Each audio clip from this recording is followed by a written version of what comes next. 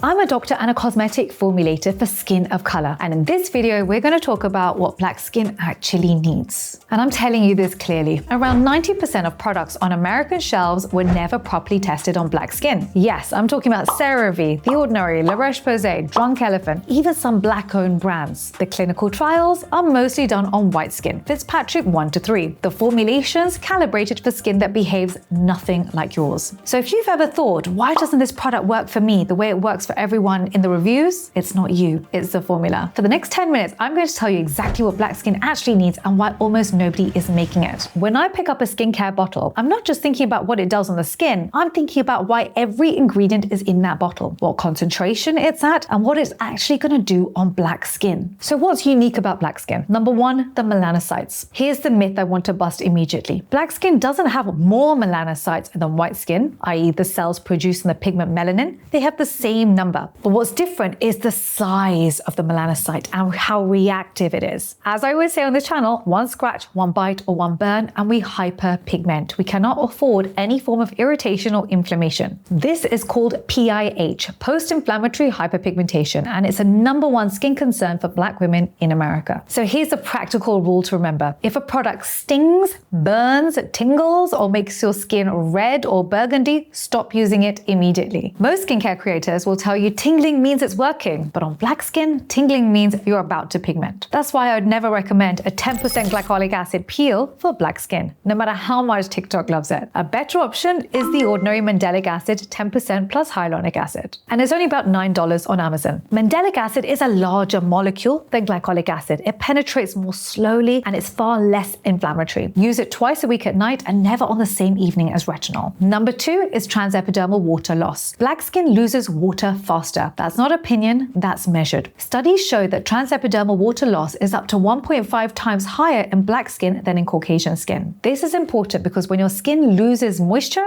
it becomes duller and drier quicker. So this is what black skin needs in a moisturizer. You want a high percentage glycerin. That's your water magnet. You want ceramides in the formula too. Don't forget black skin has less ceramides than Caucasian skin. You ideally want niacinamide as well. Number 1, it helps to even out pigmentation, so your skin tone, but it's also a barrier support. If your moisturizer has none of these ingredients and also contains fragrance, that product is working against you. This is also the reason you need to avoid denatured alcohol in your skincare. Alcohol is volatile. It evaporates from the skin and it takes water away with it. I want you to look at your foundation for denatured alcohol. This is where it tends to secretly lie. And if you have oily, acne-prone skin and have bought a toner that strips the skin or removes the oil, again, look for denatured alcohol because it can actually trigger more sebum production. It's not your friend. The big one that gets raved about is the Ordinary's glycolic acid. On black skin, it can accelerate water loss and it can also trigger pigmentation through hotspots. Because glycolic acid is a tiny molecule, it flies through the skin and then can burn the skin. It tends to happen worse on the underarms. So even though you're using glycolic acid under the arms to try and reduce the darkness, you could actually make the situation worse because of increased heat in the underarms makes glycolic acid more potent. It's one to avoid. I also wouldn't use any acid-based toner, AHA or PHA, daily on black skin. Acid belongs in a treatment step 2 to 3 nights a week, not in your every morning routine. Your barrier simply can't take it. That is different, however, to your BHA, your salicylic acid, which you use for acne. That is not a skin resurfacer. That will unclog the pores gently and you can use that every day. Number 3 is sebum composition. Black skin tends to produce sebum that's higher in free fatty acids, which means it can look oily on the surface, but dehydrated underneath. This is why so many black women are sold oil control products that actually make their skin worse. Your skin isn't just oily, it's oily and dehydrated. These are 2 different problems with opposite solutions. If you strip the oil, the skin produces more oil to compensate. Dehydration gets worse, irritation increases, and now you've triggered PIH on top of everything else. That's why I would never recommend a mattifying clay-based cleanser for daily use on black skin. A better option is a gentle hydrating cleanser. So CeraVe hydrating cleanser is around $16 at CVS, and I'd follow it up by a humectant serum before your moisturizer, such as hyaluronic acid from The Ordinary. Try this for 2 weeks before you reach for anything labeled oil control. Number 4 are your fibroblasts. Fibroblasts are the cells that make collagen. In black skin, they're more active. The good news, that's why black skin ages slower. That's measurable. That's biology. The bad news, it's also why black skin scars more aggressively. Keloid scarring, hypertrophic scarring, raised marks that don't fade. So here's the rule: never pick a spot. I know everyone says it, but here's the real reason. On black skin, picking doesn't just leave a mark, it can leave a raised pigmented scar that lasts years, sometimes permanently. If you have a spot, leave it alone and treat it topically. You can go for 2% salicylic acid spot treatment from Paula's Choice, and you can top it with a hydrocolloid pimple patch, such as from Hero Cosmetics, to stop you from touching it. Both are under $15, both are safer for black skin than picking every single time. Now, before we get into what brands keep getting wrong, I want to take a detour because there's one question I constantly get asked. Why doesn't Korean skincare give me glass skin? You've probably tried it. The 10-step routine, the essences, the snail mucin, the toners, the sheet masks. You did everything right. Your friend with lighter or East Asian skin tried the same routine and her skin looks like glass. Yours just looks moisturized. Here's why. There are two reasons Korean skincare doesn't translate to black skin. Number one, the pores on the skin and how they're distributed. Black skin tends to have larger, more visible pores, especially in the T-zone. That gives you a higher baseline sebum production. Korean skin, which K-Beauty is actually formulated for, typically have finer, more uniform pores and lower sebum output. So when an essence sits on Korean skin, it lays flat, even. Light reflects uniformly, and that's the glass effect. On black skin, the surface is different. Light doesn't reflect the same way, no matter what you layer on top. You're not doing anything wrong, the substrate is just different. Reason two is light reflection, and this is a big one. Melanin absorbs light. That's its job. Lower melanin skin reflects more incident light back at the viewer. High reflection is what the eye interprets as glossy or glowy. Black skin absorbs more light, which means even with perfect hydration and a perfect barrier, your skin will never reflect light like porcelain skin does. That's not skincare, that's just physics. But here's what nobody tells you. Black skin has its own version of glass skin, and honestly, it's better. It's not flat mirror reflection, it's deep, saturated, dimensional glow. That's not Korean glass skin, that's something completely different. So how do you get that? Three things. Number one, barrier-rich hydration, not water layering. On black skin, water evaporates too fast because of transepidermal water loss. You need water magnets, humectants, and occlusives and emollients. That's what holds the glow in the skin. Number two, you want an emollient finish, a light layer of an emollient-rich product as your final step, something like shea butter, squalane, or ceramide-rich moisturizers. And that's the reason I made you Cera Brightening Moisturiser with 25% emollients, ceramides, peptides, stem cells that are anti-pigmentation for an even skin tone, plus licorice root extract. I'm going to show you what it looks like on the skin.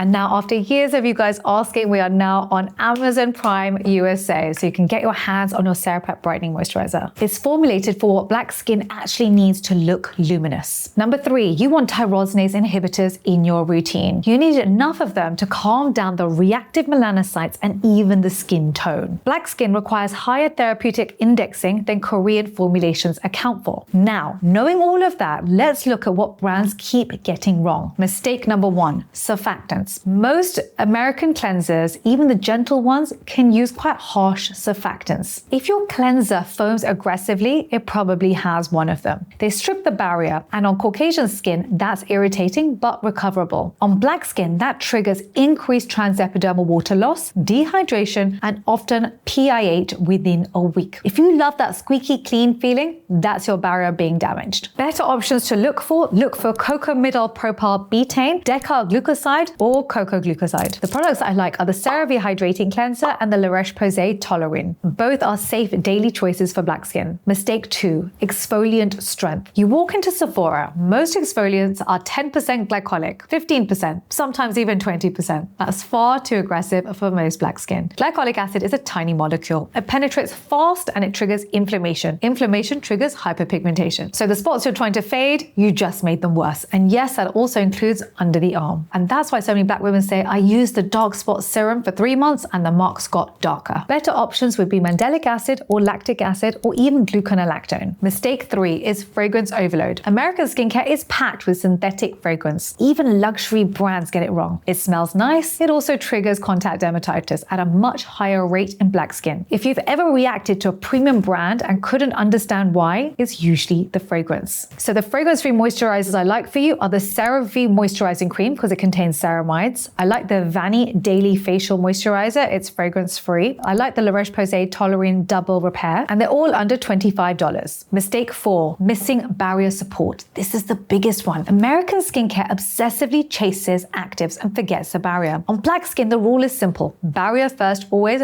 then actives. You want to look for ceramides, cholesterol, fatty acids, glycerin, niacinamide, squalene, and shea butter. These aren't optional. And it's also the reason I put them into CeraPrep. So why does the industry keep getting this wrong? 3 reasons. Clinical trials still focus on Caucasian skin. Medical training historically ignored skin of color, and it's cheaper to market inclusive formulas than to build them properly. That's the system. So what do? There are 5 rules, and I want you to screenshot it. Number 1, prioritize your barrier ingredients. Number 2, avoid fragrance, drying denatured alcohol, and strong glycolic acid. Number 3, choose a mineral sunscreen over a chemical sunscreen. I love mineral sunscreens because it's anti-inflammatory, and considering inflammation is the #1 cause of uneven skin tone, ideally you want to go in with one that's going to calm the skin. Mineral sunscreens are very difficult to formulate for black skin, and we created the world's first mineral SPF 50 with no white cast on skin of color. Just going to show you what it looks like, and in here I made it specifically for people with pigmentation. I put in MelaShield, which are stem cells that are tyrosinase inhibitors.